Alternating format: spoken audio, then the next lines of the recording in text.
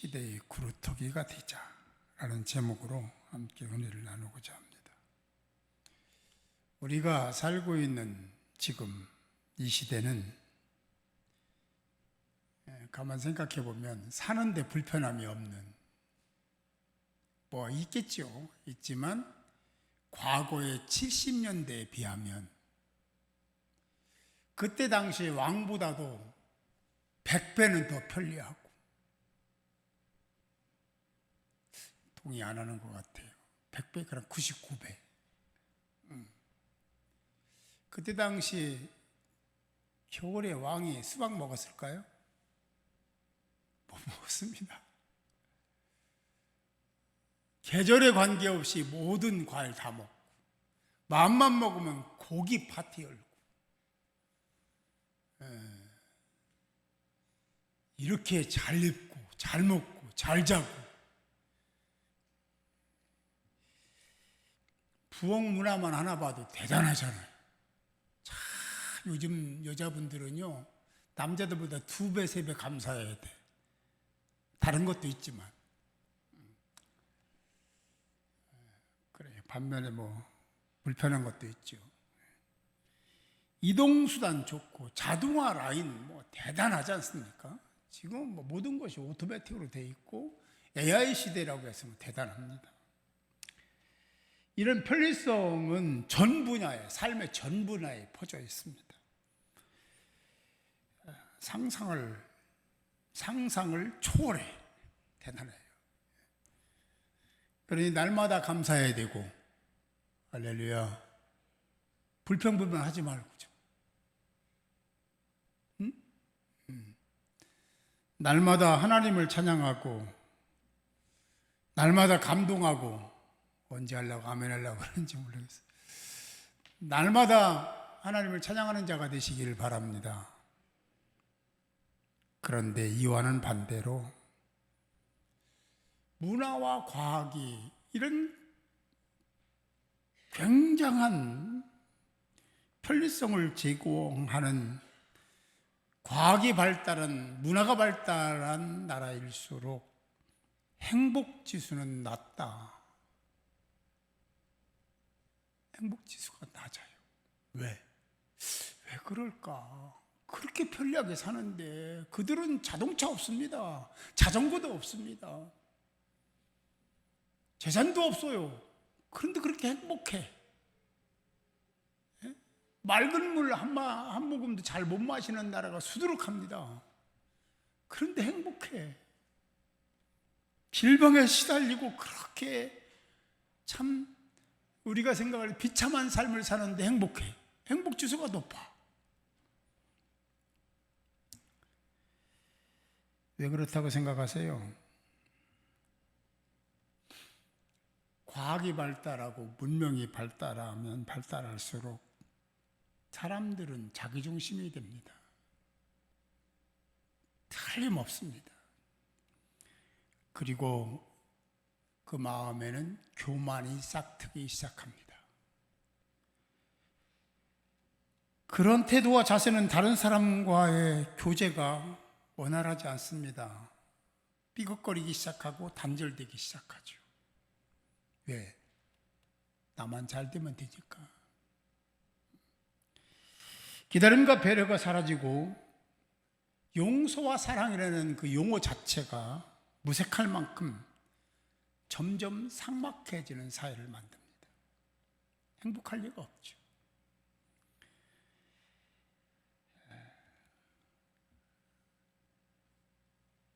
자꾸만 그런 문화 속에 사니까 부족함이 없으니까 예언의 말씀처럼 기독교 신앙과 말씀은 점점 이짐의 외톨이가 되어가고, 편리한 문화와 첨단 과학은 하나님의 존재의 필요성까지도 의존성, 그 종교성 자체까지도 삭막하게 갉아먹습니다. 그래서 즉 이렇게 문화로, 과학으로 또는 언어로 직간접적으로 기독교를 폄훼하고 비판하는 일들이 이 사회에 편만해 있습니다. 대단하게 깊이 아주 집요하게 말입니다.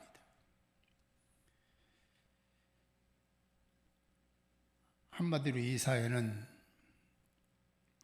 최고의 편리함을 누리고 있지만 영적으로는 황당하리만큼 신앙의 중요성 가치들을 액세서리화하고 되고, 아니 액세서리처럼 여기고 있는 신앙을 전락시키는 그런 상태에서 신앙생활을 하고 있다. 큰 문제는 세상 사람들이 그러는 건 그렇다 치고 우리 그리스도인들이 그런다는데 큰 문제가 있습니다. 여러분 스스로 생각해 보세요. 나는 어떤지. 예전에는 상상도 못할 그런 일들이, 그런 말들이, 그런 행동들이 톡톡 보여질 때 너무 아파요.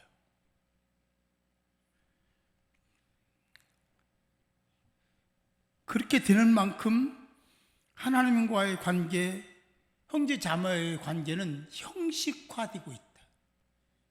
그냥 어쩔 수 없이 하는 것과 같은 그런 모습으로 신앙생활도 하고 형제 자매의 관계도 맺고 있다. 아마도 예측컨대 시대가 발전하고 문화가 발전하고 과학이 발달하면 더 그렇게 될, 저는 말씀을 통해서 확신합니다. 그래 될 겁니다. 여러분, 어떤 결정을 할 때 다수의 결정이 옳습니까? 소수의 결정이 옳습니까? 우린 다수 결의가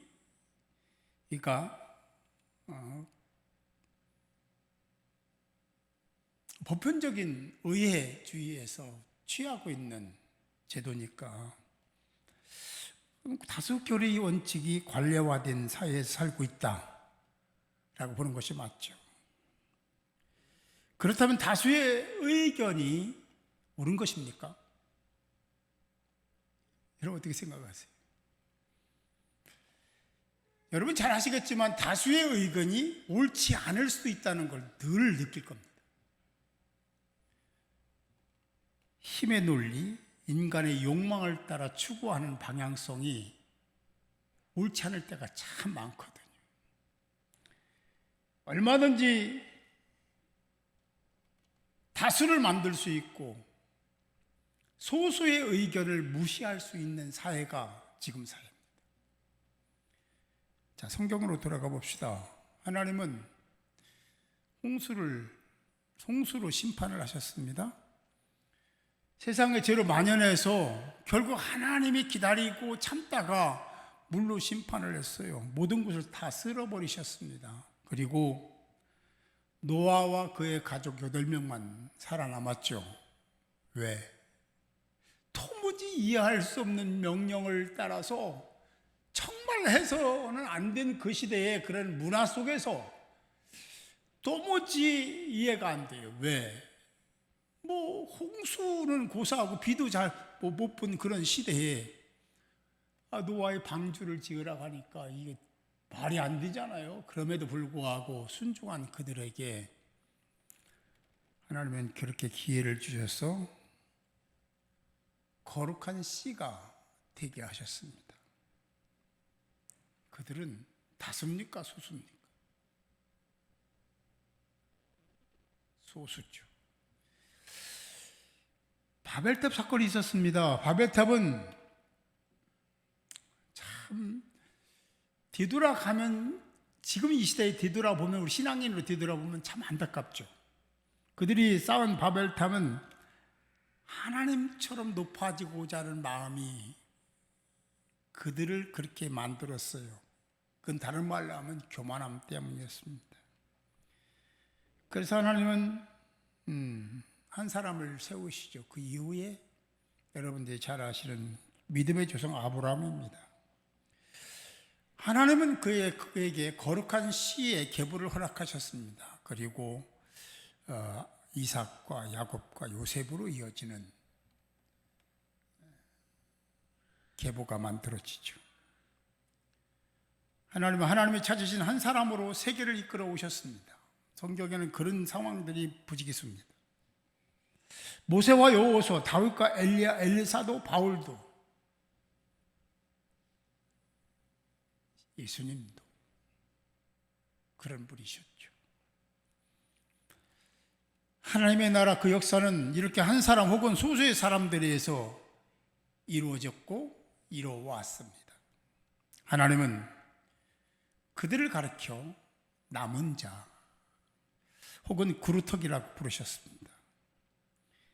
여러분이 아시는 바와 같이 베어버렸어요. 나무를 베었어요. 상수리 나무, 밤나무 다 베어버렸어. 그런데 그 베고 남은 나무에 밑둥을 쳐서 다 제거해버리는. 그리고 남은 것은 밑동, 구루터기만 남은 거지. 그런데 하나님은 이사야 선지자를 통해서 선포하는 말씀이 그 구루터기가 거룩한 신이라고 말씀하고 계시다라는 것입니다. 구루터기를 영어로 렘넌트라고 한다는 건 잘 알고 계실 겁니다. 잘린 나머지, 밑동, 잔여물, 또 이제 신앙적으로 남은 자라고 보는 것이 맞죠. 성경의 핵심 사상의 하나가 렘넌트 사상, 남은 자 사상입니다. 구루터기는 히브리어로 마체베트라고 하는데요. 이 말은 그냥 두다, 다시 세우다 그런 의미가 있습니다. 그런 의미를 담은 나차부라는 말에서 비롯됐으니까 그런 의미를 담고 있죠. 제거했는데 또 싹이 나더라는 거예요. 이것은 신약 시대에 와서 궁극적으로는 예수의 십자가를 얘기하죠. 죽음을 의미합니다. 이사야 11장에 이새의 줄기라는 말이 나오는데요. 이새의 줄기는요, 다른 번역서에 보면은 그루터기라고 번역을 했습니다. 그 줄기, 그러니까 이새의 그루터기라는 말이 되는 거죠. 그게 바로 다윗이었고 그 후손이 바로 예수 그리스도가 됐습니다. 예수 그리스도도 거룩한 씨, 그 구루터기로 이 땅에 탄생하신 것입니다. 우리가 이를 잘 알고 있어야 돼요. 형식적으로 그냥 그렇게 신앙생활에서 될까? 잘 생각해야 돼요. 정말로 심판의 때에 부르짖고 울부짖고 통곡하지 말고 좋을 때 기도합시다. 기도할 때 하나님이 응답하시거든요. 좋을 때 주의 이름을 불러야 됩니다. 오늘 본문 말씀 13절에서 이사야 선지자는 이렇게 선포합니다. 그 중에 10분의 1이 아직 남아있어. 10분의, 그중 심판받은 자들 중에 10분의 1이 남아있어. 이것도 다 황폐하게 될 것이라는 거죠. 밤나무와 상수리 나무가 배임을 당하여도 그 구루터기는, 그러나 다 배임을 당해도 구루터기는 남는 거 아니냐. 그 구루터기가 거룩한 이 땅의 신이라 라고 말씀하고 있죠. 이사야 선지자는 우시야 왕이 죽던 해에 하나님을 만났습니다. 그리고 하나님의 은혜로 유다를 학자에 따라 좀 다르긴 하지만 50년 이상, 64년이라고 하는 사람도 있는데 어쨌든 50년 이상 통치를 했습니다. 문제는 우시야 왕의 문제는 교만이었어요. 교만. 우시야 왕은 제사장의 역할을 대행하잖아요. 어처구니 없는 일을 한 겁니다. 자기가 왕이니까 하나님을 모독한 죄를 지은 겁니다. 이 죄로 우시야는 즉시 문둥병에 걸리죠. 고린도전서 10장 12절 이렇게 말씀합니다. 그런즉 선줄로 생각하는 자는 넘어질까 조심해라. 아무 일도 없을 때 조심해야 된다. 넘어진 다음에 후회하면 뭐 하겠습니까? 아무 일도 없고 잘 될 때 넘어질까 염려하며 기도하는 하나님의 사람들이 되라는 말씀인 줄로 믿습니다. 우시야 왕의 경거망동 상황에, 그런 형편 처지에 묻어져서 내가 이런 제사 드릴 수 있잖아, 왕인데.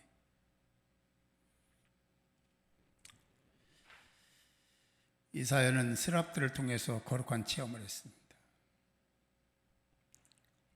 여러분 잘 아시는 바니까 설명은 구체적으로 하지 않겠습니다. 이 거룩을 체험하지 못하면 순간 교만하게 됩니다. 고린도 후서 말씀입니다. 7장 1절에 보니까 그런즉 사랑하는 자들아 이 약속을 가진 우리는 하나님을 두려워하는 가운데서 거룩함을 온전히 이루어. 하나님을 두려워하랍니다. 하나님을 두려워해야 순종이 되고, 하나님을 두려워하는 마음이 없으면 순종할 수가 없습니다. 이걸 다른 말로 신학적 용어로 경외라고 하죠. 경외하는 자. 거룩함을 온전히 이루어. 우리가 그리스도인은 하나님을 두려워하는 마음을 가져야 되고, 그런 마음을 가지고 거룩함을 이루어야 됩니다. 이사야가 하나님을 만나고 거룩을 체험한 것처럼 여러분들 아직도 그런 거룩을 체험하지 못했다면 그 체험을 알 수 있도록 몸부림을 쳐야 됩니다. 왜? 세상이 전부가 아니에요. 세상은 그냥 거쳐가는 곳입니다. 나그네 인생이라고 하잖아요.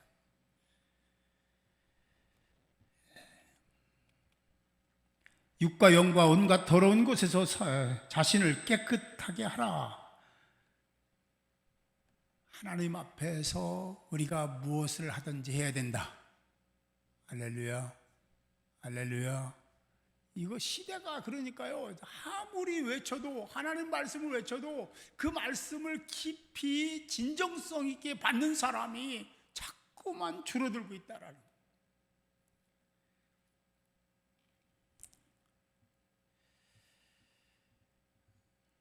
앞에서 말씀드린 바와 같이 우리 신앙인들이 거룩은커녕 진정성도 없고 하나님을 의존하지도 않는, 그리고 형식화된 신앙 속에서 안 가면 좀 찜찜하고 안 참석하면 좀 그렇고, 그래서 참석하고 참여하고 예배드린다면 하나님이 어떻게 생각하실까? 여기 계신 분들은 그렇지 않겠지만 종종 그렇지 않습니까? 자주 그런 분들을 봅니다. 이사야가 거룩한 체험을 했어요. 하나님을 만났어요. 그리고 하나님의 음성을 듣잖아요. 하나님 뭐라고 하시냐면, 누가 우리를 위하여 갈고. 사람이 없는 거예요. 사람은 많은데 사람이 없어요. 예수 믿는 사람 많잖아요. 많은데 사람이 없어요. 보낼 사람이 없는 거예요. 그때 하나님을 만나고 거룩을 체험한 이사야가 나를 보내소서, 제가 가겠습니다. 여러분, 거룩을 체험할 수 있기를 바랍니다. 이것은 세상에서도 중요하지만 영원한 그 나라에 굉장히 중요한 가치예요. 거룩을 체험해야 됩니다. 하나님을, 예수님을 온전히 만나야 돼요. 사랑하는 성도 여러분, 성과 속, 거룩과 세속 사이에 치열한 영적인 싸움이 늘 매일 순간순간마다 발생하고 있다는 것 잊지 않기를 바랍니다. 세속은 사단의 영역입니다. 주어진 영역입니다. 권리자는 사단입니다. 거룩은 하나님께 속한 영역이죠. 여러분, 어떤 일을 할 때 제가 묻는 말에 속으로 대답하세요. 꼭 하셔야 됩니다. 하셔야 변화가 일어납니다. 여러분은 어떤 일을 하실 때 하나님께 간절히 기도하고 합니까? 속으로 대답하세요. 그냥 내가 결정해놓고 안 되면 하나님께 기도합니까? 이건 굉장히 다른 거예요. 엄청난 차이가 있습니다. 내가 먼저 결정하고 후에 하나님께 기도해달라고 기도했다면 바꾸십시오. 하나님께 먼저 기도하고 하나님의 뜻을 구하고 하나님이 말씀하시는 음성을 들으려고 해야 됩니다. 아무 음성도 안 들린다면 지금 하던 대로 하십시오. 그게 선인지 악인지는 구별할 수 있을 테니까. 오늘 말씀은 정말 무겁게 들어야 될 말씀을 제가 전하는 겁니다. 이제 다음 주 화요일이면 캐나다로 떠나는데 왜 이 말을 해야 될까? 왜 무겁게 만들고 떠나야 되나? 오늘 말씀은 이걸 알아야 돼요. 심판을 얘기하고 있는데 심판은 동시에 희망의 얘기입니다. 희망의 이야기입니다. 그래서 이 말씀을 전하는 거예요. 제가 말씀드린 대로 살면 그 과정은 힘들어요. 어렵죠. 그러나 그 결과는 소망이요 희망이요 복인 줄 믿으시기 바랍니다. 죄로 인한 하나님의 심판은 그냥 대충이 없습니다. 심판을 받아서 치워졌잖아요. 잘라졌잖아요. 나무로만 생각하면 안 돼. 우리 인생을 생각해야 돼. 근데 남은 것까지 싹 펴버리는 거예요. 하나님의 심판은 철저합니다. 10분의 1이 남았는데 그것마저도 베어버리시는 하나님. 그러나 그 심판은 하나님을 신뢰하는 자에게는 희망이 됨을 믿으시기 바랍니다. 그래서 그렇게 하시는 거예요. 하나님의 심판으로 완전히 황폐화되고 남은 것까지도 다 배임을 당했어도 그루터기로 인정을 받으면 마차베트 그러면 그 남겨진 그루터기를 위해서 또 다른 사람들을 준비하신 하나님을 잘 알잖아요.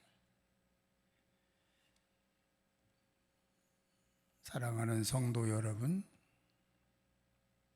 제가 어떤 모임에서도 이 말씀을 전했는데 100%의 가능성도 가능성이지만 0.0001%의 가능성도 가능성입니다. 믿으십니까? 그거보다 더 적은 퍼센테이지의 가능성도에도 하나님이 함께 하시면 100% 가능성과 똑같이 됨을 믿으시기 바랍니다. 하나님이 그래서 그루터기 이제 끝난 거예요. 뭐 희망이 있습니까? 거기에 싹을 틔우시는 하나님의 은혜를 우리가 알아야 되고 오늘 말씀을 통해서 아멘으로 받아야 될 줄로 믿습니다. 구원받은 하나님의 사람들은 모두가 그루터기의 자격이 있음을 믿으시기 바랍니다. 그루터기는 다시 시작하는 자입니다. 그루터기는 순종하여 충성을 다하는 자입니다. 그루터기는 본을 보이며 헌신하는 자죠. 0.0001% 이하의 가능성으로 승리케 하시는 하나님이 계시기 때문에 그렇습니다. 여러분, 그러기 위해서는 전지전능하신 모든 것의 주인이시고 모든 것을 해결해 주시는 하나님께 기도해야 되지 않겠습니까? 아멘. 예. 꼭 하나님을 찾으시고 이사야 선지자가 하나님을 만나 거룩성을 회복하고 아무도 하나님의 뜻을 따라 파송될 사람이 없는 그때에 제가 가겠습니다. 나를 보내소서 했던 이사야 선지자의 그런 영적인 담대함과 모습을 보면서 꼭 여러분 모두가 이사야 선지자처럼 이 시대를 감당하는 암울한 시대를 이끌어가는, 그리고 교회를 세워 하나님께 영광 올려드리는 시대의 그루터기가 모두 되어주시기를 주님의 이름으로 축원합니다.